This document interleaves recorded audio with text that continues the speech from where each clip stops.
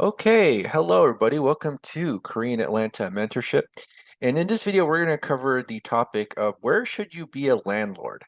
Now, some people who are at the very beginner level of real estate think, oh, you just save up a bunch of money, buy any rental property, and you'll be super duper rich, right? Because landlords are rich. So you could just do it anywhere, right?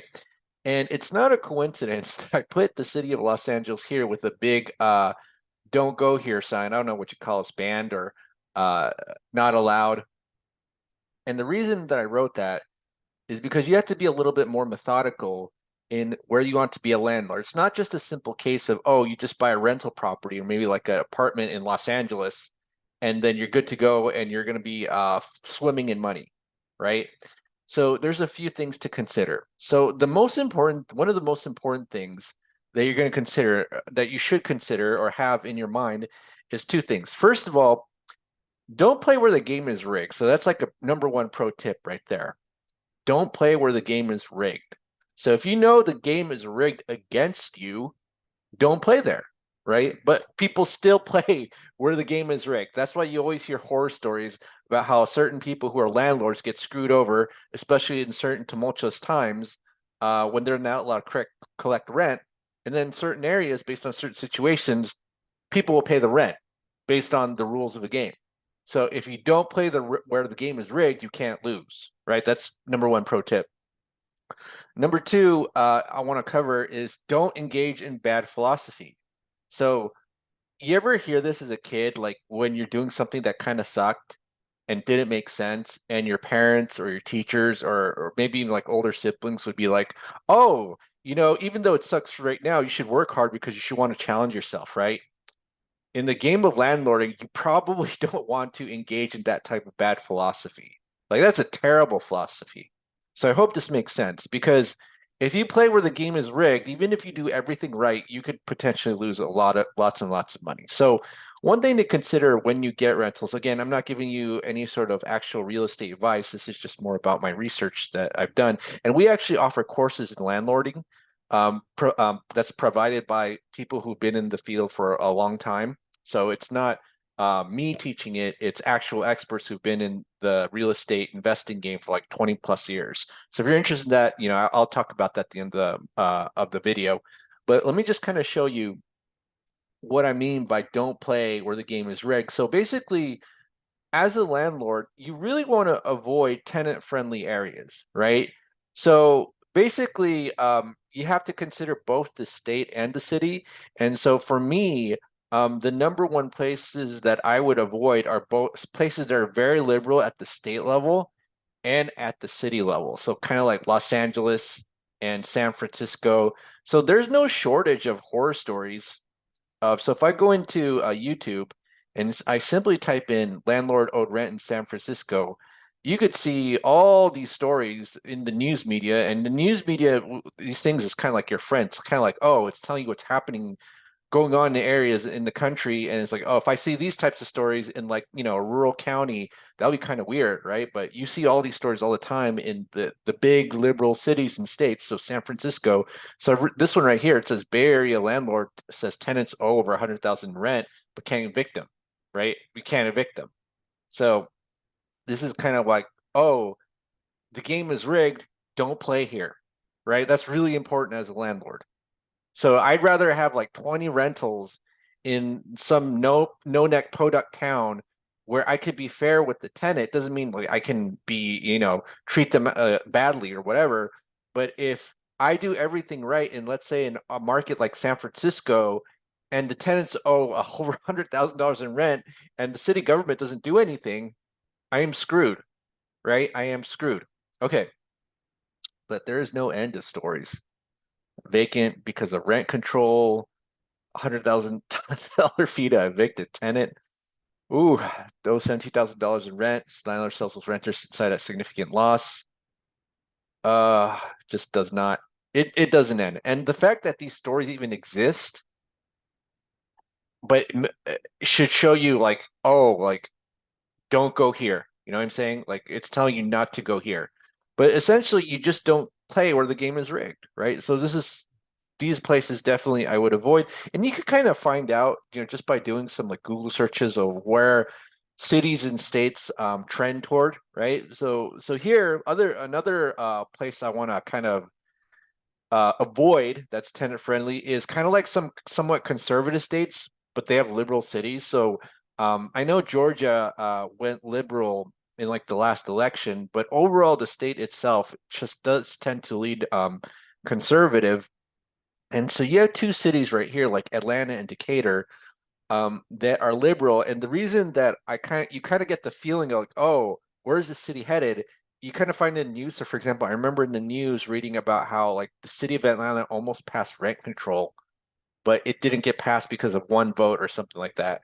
But if the major, if it's at the tipping point where people are like, oh, we got to do rent control, that's tenant friendly, right? And I remember I was going through DeKalb County, Decatur, in that area, like Clarkston, and I noticed like, whoa, what's up with all these like liberal signs of, of like I remember like going through and driving through, and this used to be one of my favorite places too. I love going to that Your DeKalb Farmers Market when I used to live there. And then for some reason, the advertisement and billboards, like I don't know at what year, just kind of turned into like, um, the rent is too high, right? We got to do something about it. And that's kind of like code speak for like we need rent control.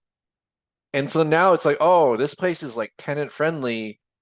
And you see like signs in the front yard saying the rent is too high. So I'm guessing that those renters who live in that house are kind of like anti-landlord.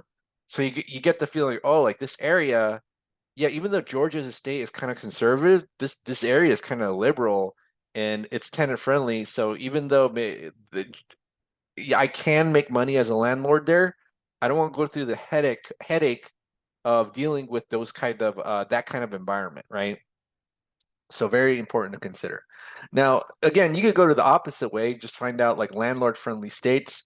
So maybe like this is what I would prefer, conservative city, conservative state. So maybe like a semi-rural town in Georgia and somewhere that's not tenant friendly like Atlanta or Decatur, right? So I know in these areas I can play fair, and if tenant does me wrong, I can just kick him out, and then get another tenant, right? So this is the kind of environment that you want to be a part of. And then there's a saying like, hey, you may not care about politics, but politics cares about you. So it's good to keep up with the local trends of what's going on in your area. There are some cities that were very conservative, maybe like 10, 20, 30 years ago, and then they kind of like in an instant became liberal just because of the changing demographics, right? And so I think a case of this is actually Clarkston. My understanding, like Clarkston in the 60s was like an all-white, small, rural town. And if you see it now, it's just a completely different vibe and feel, right? So this is the kind of real estate that I would invest in. The rental property I have fits in this demographic, and so I remember. Okay, I remember one of my friends went to eviction court for the county where I have the rental, and he said the judge didn't even look at a lease and sided with the landlord because the tenant didn't pay the rent. And so again, I was like, dude, I'm so glad I have a rental property here because I don't want to be in a situation where I do everything right and I end up like these landlords where like, the tenant does you wrong, but they owe you $100,000 of rent, right? You don't ever want that. Okay, so now let me go back here. Now, here's the thing. I think it's okay to invest in liberal states just as long as it's part of like a conservative city. So my understanding of like, let's say a town like Syracuse, which is like a college town, it's relatively easy to evict tenants compared to somewhere like New York City, where the process could be like really drawn out and long. Again, I've actually never been to New York, so I wouldn't really know. But I have been to this place in Georgia, this place in Georgia. I've been to Los Angeles, right? And I read a lot of news horror stories in Los Angeles. Like, okay, why would anyone buy like a multifamily or being a landlord there? I have no clue. And plus, the rate of return that you get isn't really that high. You count on like maybe not even cash flowing and then selling off the apartment like 3 years later for a much higher price. And I don't know why people would buy it. A non a negative cash flow multifamily unit that makes absolutely no sense to me. But yeah, again, so back to my point, don't play where the game is rigged, and don't try to quote challenge yourself. Don't buy into that nonsense that people may have fed you when you're a kid. So here's the thing. How do you figure out which states are landlord friendly? You could just even Google it. Probably do ChatGPT too. Now, is Google 100% correct? Not necessarily. So if I go in here and I do 9 more, it lists California as a landlord-friendly state, and I don't think that's true. So Google isn't entirely correct, but some of these look right. Arizona, Alabama, Florida, Georgia, Texas. These look like friendly landlord states. Indiana as well. Apparently, Illinois, it depends. Like Chicago is not a landlord-friendly state, but like maybe 1 hour from Chicago in the suburbs it is. So it depends on not only just the state, but also the area. But if the entire state is liberal and you're in a big liberal city, I personally myself would just not ever be a landlord. Maybe I do like a fix and flip in San Francisco because the profit margin is so high on a fix and flip. But I feel like if I did a rental in San Francisco, the game would be rigged against me, right? And again, you see all these websites, they kind of say the same thing, Texas, Indiana, Colorado, Alabama. So the states kind of repeat. So people have done their research and, don't reinvent the wheel, right? Don't reinvent the wheel and try to figure out for yourself. Most people have already suffered the consequences to figure out what's best for you, yet there's a sucker born every minute. So there's probably going to be other people who buy rental housing in the Bay Area for some reason, going to spend $1 million to get 5,000 a month. No thanks. I'd rather just get like $10,000, $50,000 properties, or, maybe double that in a slightly higher cost area. But I would never get like $1 million property in the Bay Area just to play a rigged game. It makes absolutely no sense. But there's a sucker born every minute. But all right, so back to the point of this video.